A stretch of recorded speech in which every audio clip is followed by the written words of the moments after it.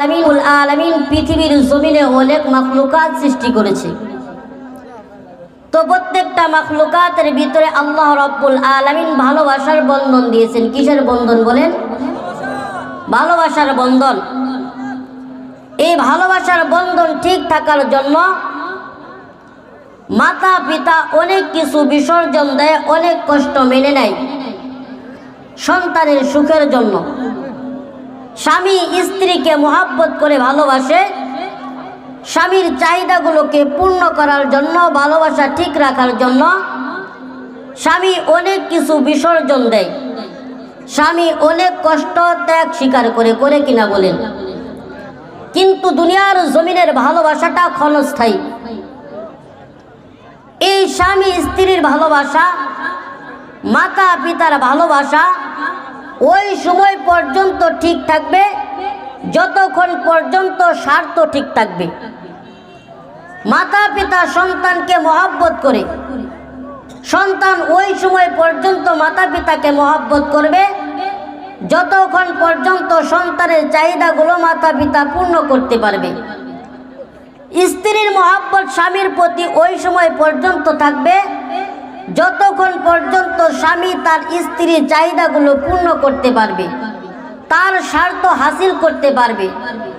কিন্তু এই দুনিয়ার ভালোবাসাটা হলো ক্ষণস্থায়ী। দুনিয়ার ভালোবাসাটা কি বলেন? ক্ষণস্থায়ী। প্রত্যেকটা মানুষের এমন একটা দিন আসবে যেই দিনটা কেউ কাউকে চিনবে না।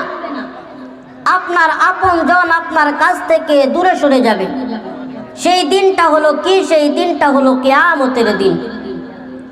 সেই কিয়ামতের দিন যার জন্য আপনি দুনিয়ার জমিনে অর্থ সম্পদ উপার্জন করতেছেন, মাথার ঘাম পায়ে ফেলতেছেন, স্বামীর উপার্জন করে স্ত্রীর সুখের জন্য, মাতা পিতা উপার্জন করে সন্তানের সুখের জন্য, কিন্তু কাল কিয়ামতের দিন তারা কেমন পর হয়ে যাবে বলেন? আল্লাহ রাব্বুল আলামিন কুরআনুল কারীমের ভিতরে বলেন, ইয়াউমা ইয়াফিরুল মারউ মিন আখিহি ওয়া উম্মিহি ওয়া আবিহি ওয়া সাহিবাতিহি ওয়া বানিহি। কিয়ামত এমন একটা দিন, মাতা পিতা সন্তানকে চিনবে না, সন্তান মাতা পিতাকে চিনবে না, ভাই ভাইকে চিনবে না, বন্ধু বন্ধুকে চিনবে না। প্রকৃতপক্ষে ভালোবাসে যেই ব্যক্তি আপনার আমার মুসিবতের সময় থাকে, সেই ব্যক্তির ভালোবাসা হলো প্রকৃতপক্ষে ভালোবাসা।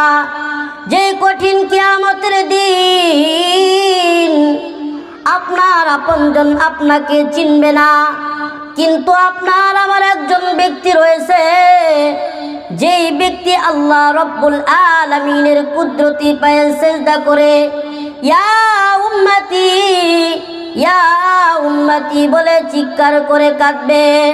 আল্লাহ রাব্বুল আলামিনের কাছে সুপারিশ করবে, আল্লাহ আমার উম্মতকে আপনি মাফ করে দেন, আমার উম্মতকে আপনি জান্নাত দিয়ে দেন। এমন একজন ব্যক্তি, তিনি হলেন আমাদের কলিজার টুকরা নবী মুহাম্মদুর রাসূলুল্লাহ। আওয়াজ দিয়ে বলেন সাল্লাল্লাহু আলাইহি ওয়াসাল্লাম। নবীজি আলাইহিস সালাতু ওয়াস সালামকে ভালোবাসতে হবে, কারণ ওই কঠিন কিয়ামতের দিন আপনার সন্তান আপনার কাজে আসবে না, আপনার স্ত্রী আপনার কাজে আসবে না, আপনার আপনজন আপনার কাজে আসবে না, আমার নবী আপনাকে আমাকে ভুলবে না। তাহলে ওই নবীকে ভালোবাসার প্রয়োজন আছে কিনা বলেন? তো নবীজি আলাইহিস সালাতু ওয়াস সালামকে ভালোবাসার মাধ্যম হলো, কারণ হলো দুইটা। কয়টা? দুইটা। এক নম্বর, আল্লাহ রাব্বুল আলামিন নবীজি আলাইহিস সালাতু ওয়াস সালামকে ভালোবাসার হুকুম দিয়েছেন। আল্লাহ রাব্বুল আলামিন কুরআনুল কারীমের ভিতরে বলেন, ইন কুনতুম তুহিব্বুনাল্লাহ ফাত্তাবিউনি ইউহিব্বুকুমুল্লাহ। আল্লাহ রাব্বুল আলামিন বলে, বান্দা, যদি আমি আল্লাহ রাব্বুল আলামিনকে তোমরা ভালোবাসতে চাও, মুহাব্বত করতে চাও, তাহলে তোমরা আমার নবীকে ভালোবাসো, মোহাব্বত করো।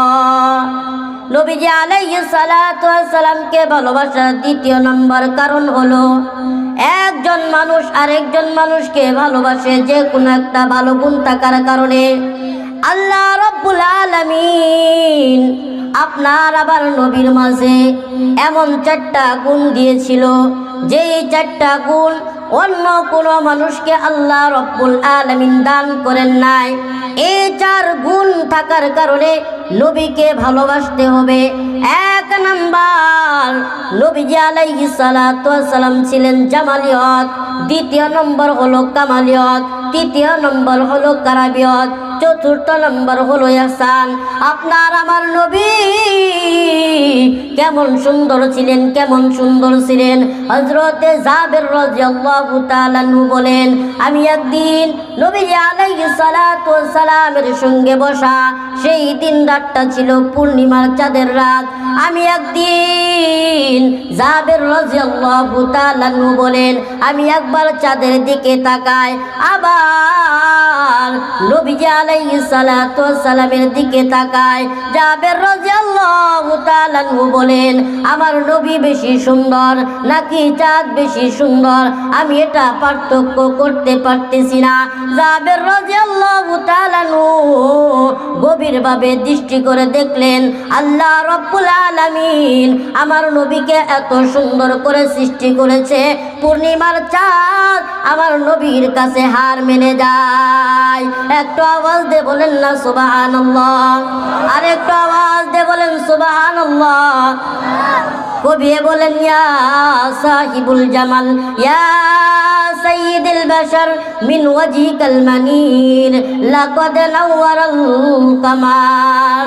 আম্মা জান আয়েশা সিদ্দিকা রাদিয়াল্লাহু তাআলা আনহা বলেন, আমার পয়গম্বর কেমন ছিল।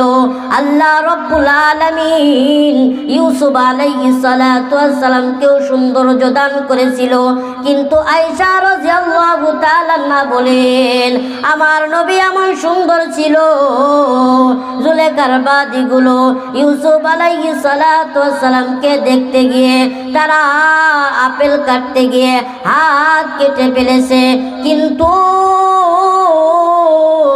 আয়েশা রাদিয়াল্লাহু তাআলা আনহা বলেন, যদি আমার নবীর সৌন্দর্য তারা দেখতো তাহলে তারা হাত কেটে ফেলতো না, তারা কলিজা কেটে ফেলতো। একটু আওয়াজ দিয়ে বলেন সুবহানাল্লাহ। কবি বলেন, লাওয়াহি যুলাইখা লাউ রাআইনা লা যাবিনাহু লা আসারনা বিকতিল কুলুবি আলাল ইয়াদি। সম্মানিত উপস্থিতি, তাহলে নবীজি আলাইহিস সালাতু ওয়াস সালাম কেমন সৌন্দর্যের অধিকারী ছিলেন বলেন। নবীজি আলাইহিস সালাতু ওয়াস সালাম শুধু সৌন্দর্যের অধিকারী ছিলেন না, প্রত্যেকটা গুণ নবীজি আলাইহিস সালাতু ওয়াস সালামের মাঝে ছিলেন।